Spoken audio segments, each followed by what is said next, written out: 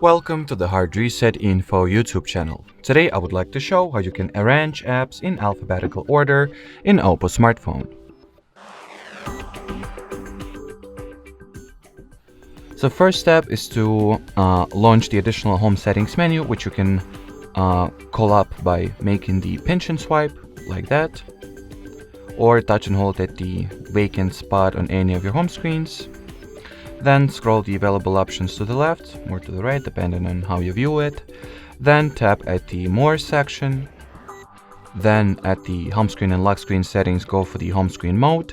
Switch the home screen type to drawer mode. Then hit the Apply button. Tap at the Switch option. Wait a few seconds or so.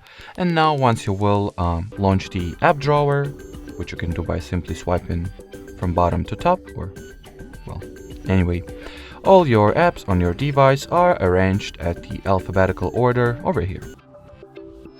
Alrighty, so that will be it for this video. Thanks for watching, thanks for your attention, and bye bye.